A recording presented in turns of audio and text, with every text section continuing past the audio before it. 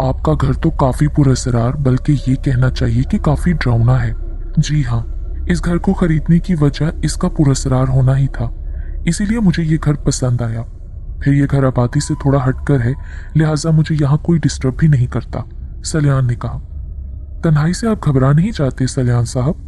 मेरी किताबें मेरी साथी हैं जो मुझे बोर नहीं होने देती। मैंने इस घर में छोटी सी लाइब्रेरी बना रखी है जहां मेरा ज्यादातर वक्त गुजरता है। वैसे अभी तक मुझे यहाँ किसी के होने का एहसास तो नहीं हुआ। स्टडी रूम में चलते हैं, मुझे ज्यादातर आवाजें वहीं महसूस होती हैं, सल्यान ने कहा और सीढ़ियों की जानिब बढ़ गया। सल्यान के पीछे मैं और अशराफ भी चल दिए। सीढ़ियों पर हल्का सा अंधेरा था, मगर इतना भी नहीं कि कुछ नजर ना आ सके। जब हम बालाई मंजिल पर पहुंचे तो मुझे एक झटका लगा, क्योंकि सीढ़ियों के ठीक सामने दीवार पर एक बड़ा सा मुजस्मा बना हुआ था। वो मुजस्मा किसी देव हैकल इंसान का था, मगर उसका सर भेड़िए के सर से मुशाबे था। मलकजी रोशनी में वो मुजस्मा काफी भयानक और डरावना लग रहा था। एक लम्हे को मेरा दिल चाहा कि इस पुरस्कार घर से भाग जाऊं, मगर फिर मैंने अपना दिल मजबूत किया। सल्यान ने आगे बढ़कर दरवाजा खोला और अंदर दाखिल हो गया। मैं और अशराफ भी उधर से गुजरकर कमरे में दाखिल हुए। ये एक बड़ा सा कमरा था जहां बड़ी बड़ी अलमारियां रखी हुई थीं और उन अलमारियों में बड़े सलीके से किताबें लगी हुई थीं। हमारे अंदर दाखिल होने के बाद सल्यान ने कमरे का दरवाजा बंद कर दिया। दरवाजा बंद होते ही मुझे एक नागवार सी बू महसूस हुई, जैसे किसी मुर्दा जानवर की बदबू हो। कमरे में बू सी महसूस हो रही है। हाँ, मैंने किताबों को कीड़ों से बचाने के लिए दवा का इस्तेमाल किया है। मैं सल्यान के जवाब से जरा मुतमईन नहीं हुआ, क्योंकि फिजा में कीड़े मारने वाली दवा की बू नहीं बल्कि सड़े हुए गोश्त की बू फैली हुई थी। दूसरी जगहों की निस्बत मुझे इस कमरे में किसी की मौजूदगी का एहसास ज्यादा होता है। सल्यान एक कुर्सी पर बैठते हुए बोला। उसके इशारे पर मैं और अशराफ भी कमरे में रखी दूसरी कुर्सियों पर बैठ गए। मैं अब ये महसूस करने की कोशिश कर रहा था कि इस कमरे में हम तीनों के अलावा भी कोई मौजूद है या नहीं, मगर मुझे किसी चौथे फर्द के कमरे में होने का कोई एहसास नहीं हो रहा था। क्या आप माफूकुल फितरत चीजों पर यकीन रखते हैं? अचानक अशराफ, जो बड़ी देर से खामोश था, सल्यान से मुखातिब हुआ। माफूकुल फितरत मतलब भूत वगैरह? जी हाँ। नहीं, मैं ऐसी किसी खुराफात पर यकीन नहीं रखता। सुना है कि इस तरह के पुराने मकानात में रूहें वगैरह बसेरा कर लेती हैं। सुना तो मैंने भी यही है, सल्यान बोला। क्या इस घर में आपको कभी महसूस हुआ है कि कोई रूह वगैरह या कोई भूत प्रीत हो? मैं तकरीबन 1 साल से यहाँ रह रहा हूँ। मुझे कभी कुछ ऐसा महसूस नहीं हुआ, मगर पिछले 1 हफ्ते से ये महसूस हो रहा है कि मेरे अलावा भी कोई है जो इस घर में रह रहा है। मैं उसकी सांसों की आवाज सुन सकता हूँ। आप इस घर में किस तरह की आवाजें सुन रहे हैं? मैं आयरम को बता चुका हूँ कि मुझे ऐसा महसूस होता है जैसे कोई मेरे करीब खड़ा गहरी गहरी सांसें ले रहा हो। सल्यान ने चीफ आयरम का नाम लेते हुए जवाब दिया। लेकिन हमें तो अभी तक कोई ऐसी आवाज महसूस नहीं हुई। हम लोग कुछ देर खामोश रहे तो हमें महसूस होगा, सल्यान कहने लगा। ठीक है, हम खामोश हो जाते हैं। अभी हमें खामोश हुए चंद मिनट ही हुए थे कि मैंने देखा सल्यान के चेहरे पर जलजले के आसार पैदा होने लगे। वो आहिस्ता आहिस्ता लरस रहा था। उसका चेहरा खौफ से सफेद पड़ता जा रहा था। मिस्टर सल्यान, आप ठीक तो है ना? मैंने सल्यान से पूछा तो उसने अपने होंठों पर उंगली रखकर खामोश रहने का इशारा किया और आहिस्ता आवाज में बोला, सुनो सुनो, कोई है इस कमरे में, सांस ले रहा है, सुनो, गौर से सुनो। सल्यान की बात सुनकर मैं खामोश हो गया और ध्यान लगाकर आवाज सुनने लगा तो मेरे रोंगटे खड़े हो गए। कोई और भी था इस कमरे में, हम तीनों के अलावा। वो सांस ले रहा था, बहुत गहरी सांस जो आहिस्ता थी, मगर महसूस हो रहा था कि जो भी है वो बहुत गहरी गहरी सांसें ले रहा है। उसकी सांसों की आवाज आहिस्ता आहिस्ता बुलंद हो रही थी। मैंने अशराफ की जानिब देखा, वो भी खौफजदा सा नजर आ रहा था। ये तो वाकई किसी के सांस लेने की आवाज है। मगर अशराफ ने जुमला अधूरा छोड़ दिया। मगर क्या?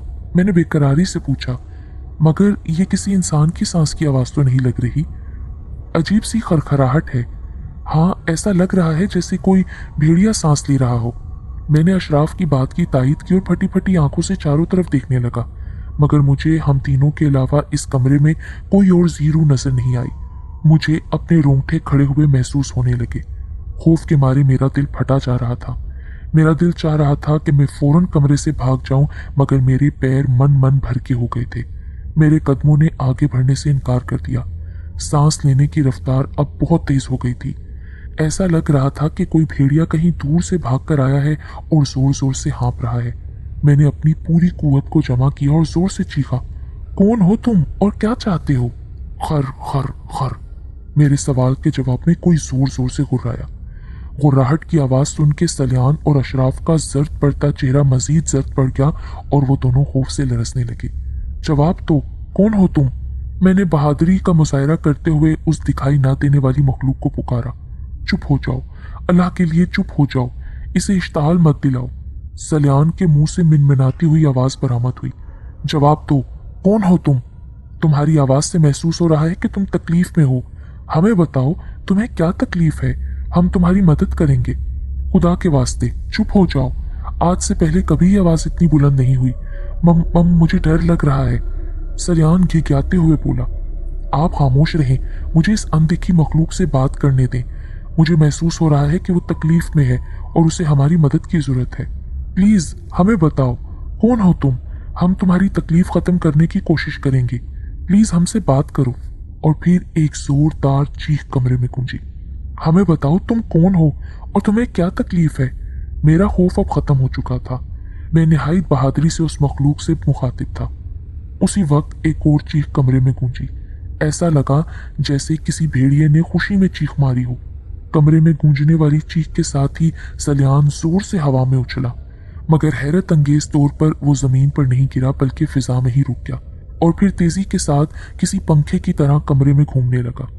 मैं और अशराफ सलियान की इस तरह घूमने से परेशान हो गए और तेजी के साथ फर्श पर बैठ गए, वरना सलियान की घूमती हुई टांगे हमारे सरों से टकराकर हमें जख्मी कर देती। सलियान के तेजी के साथ घूमने की वजह से कमरे में रखी किताबों के वर्क तेजी के साथ हरकत करने लगे, जिससे कमरे में एक भूचाल सा आ गया। सलियान के मुंह से बड़ी भयानक चीखें निकल रही थीं, मगर मैं और अशराफ सलियान की कोई मदद नहीं कर पा रहे थे, बल्कि हम दोनों खुद सलियान की घूमती टांगों से खुद को बचाने की सरतोड़ कोशिशें करने लगे। थोड़ी देर फिजा में घूमने के बाद सलियान धड़ाम से कमरे के फर्श पर गिरा और बेसुध हो गया। कमरे में एकदम खामोशी छा गई। सलियान की चीखों की आवाज खत्म हो गई और उस अनदेखी मखलूक की सांस लेने की आवाज आना भी बंद हो गई। सलियान के गिरते ही मैं और अशराफ भागकर सलियान के नजदीक पहुंचे। अशराफ ने सलियान की नब्ज चेक की, फिर सलियान की आंखों को देखा और नफी में सर हिला दिया। सलियान मर चुका था। उसका मुंह इंतहाई तकलीफदे हालत में खुला हुआ था, जैसे उसकी मौत बड़ी अजियत से वाक़ई हुई हो। एम्बुलेंस को फोन करो फौरन, मैंने अशराफ से कहा और फिर सलियान के दिल की धड़कन सुनने की कोशिश करने लगा। फिर मैंने दोनों हाथों को जोड़कर सलियान के दिल के मुकाम पर रखा और उसे पंप करने की कोशिश करने लगा। सलियान का जिस्म एकदम सफ़ेद पड़ गया था, उसकी आंखें बेनूर हो चुकी थीं। थोड़ी देर बाद एम्बुलेंस आ गई और एम्बुलेंस में सवार स्टाफ सलियान की लाश को लेकर अस्पताल रवाना हुए, तो मैं और अशराफ भी उस आसेब ज़दा मकान से बाहर निकले। हम दोनों के चेहरे सते हुए थे। थोड़ी देर पहले जो वाक़यात हमारे सामने हुए, उन वाक़यात ने हमारे जहन पर बहुत गहरा असर डाला था। मैं और अशराफ खामोशी से जीप में आकर बैठ गए। जीप में बैठकर मैंने मकान की जानिब देखा। मकान अजीब आसेब ज़दा महसूस हो रहा था। फिर मेरी नज़र मकान के लॉन में खड़े उजड़े हुए दरख्त पर गई, जहाँ पर वो खौफनाक चमगादड़ लटकी हुई थी और अपनी सुर्ख सुर्ख आंखों से हमें देख रही थी। मैंने उस चमगादड़ से अपनी नजरें हटाई और सामने सड़क पर देखने लगा। सर, अस्पताल चलना है क्या? हाँ।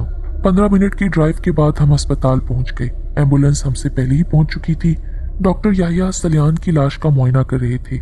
लाश के मुआयने के बाद जब मैंने डॉक्टर याहिया से बात करनी चाही, तो उन्होंने सलियान की मौत के बारे में कोई बात करने से साफ इनकार कर दिया और कह दिया कि सही सूरत हाल वो पोस्टमार्टम के बाद ही बताएंगे। सलियान की लाश का पोस्टमार्टम शुरू हुआ और मैं और अशराफ खामोशी से अस्पताल की बेंच पर बैठे सलियान का पोस्टमार्टम मुकम्मल होने का इंतजार कर रहे थे। मैंने अस्पताल आने के बाद ही चीफ आयरम को सलियान की मौत के बारे में बता दिया था। उन्होंने अफसोस का इजहार किया। जब मैंने उन्हें सलियान के घर में पेश आने वाले वाक़यात मुख्तसर करके बताए तो वो हैरत ज़दा रह गए। उन्होंने सलियान के केस पर मजीद काम करने का हुक्म दिया। चीफ को फ़ोन करने के बाद मैं अशराफ के साथ बेंच पर बैठा गौर कर रहा था। आज तक मेरी ज़िंदगी में इस तरह के वाक़यात पेश नहीं आए थे, लिहाजा मैं परेशान होने के साथ शदीद हैरत ज़दा भी था।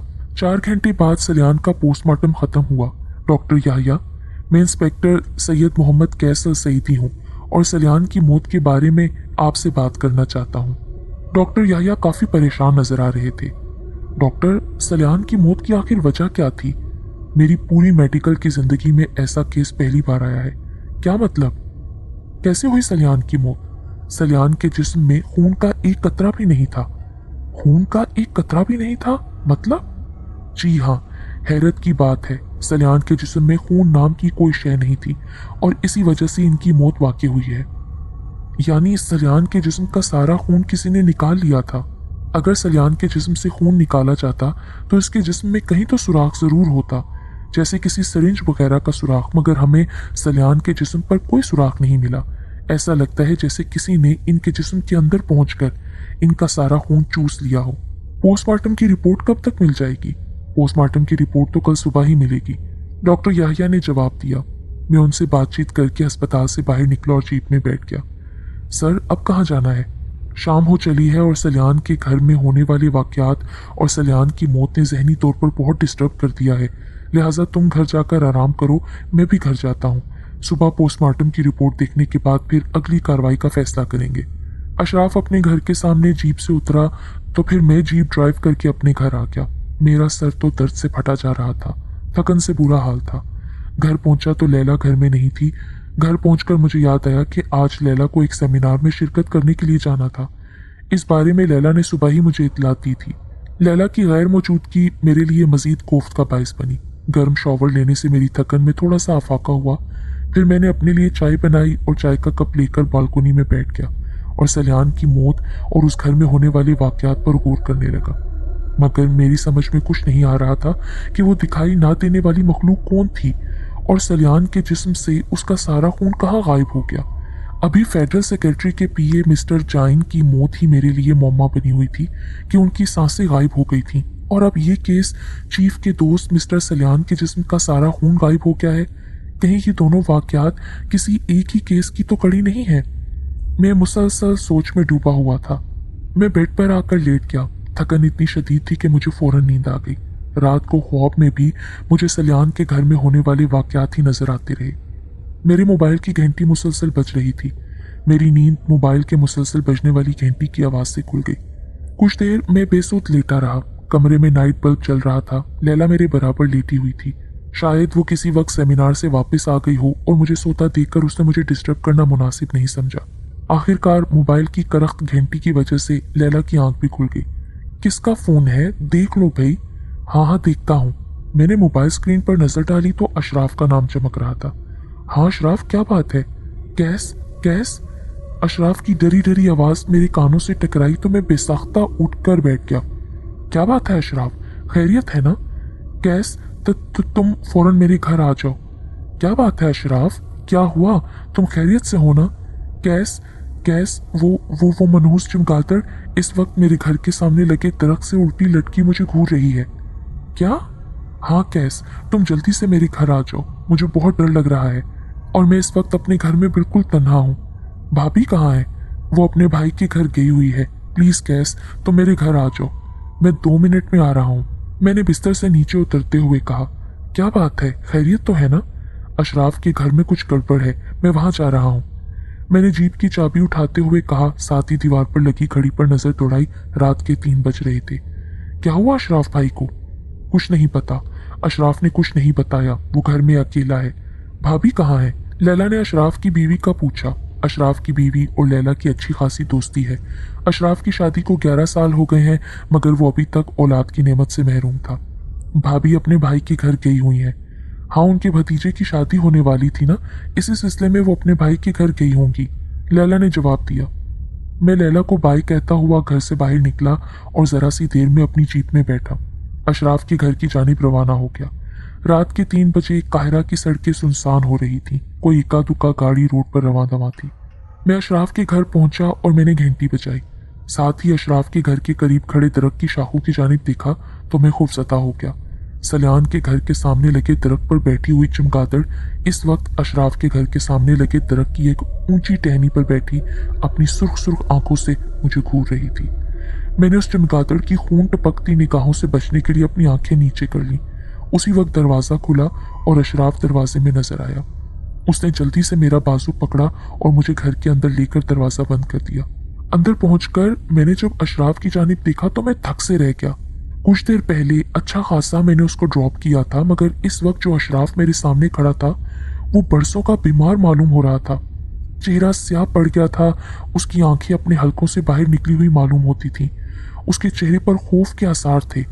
अशराफ ने मुझे बाजू से सख्ती के साथ पकड़ रखा था। वो अफरियत, वो भूत मुझे भी मारने मेरे घर आ गया है। मैंने अशराफ को तसल्ली दी, उसे आराम से सोफे पर बिठाया और सामने रखे डाइनिंग टेबल से ग्लास उठाकर पानी पड़ा। सईदी प्लीज मुझे इस अफरियत से बचा लो। वो मुझे भी सलियान की तरह मारना चाहता है। तुम्हें कैसे महसूस हुआ कि वो शैतान अफरियत तुम्हारे घर में मौजूद है? तुमने जब मुझे मेरे घर छोड़ा तो मैं फ्रेश होकर सोने के लिए लेट गया।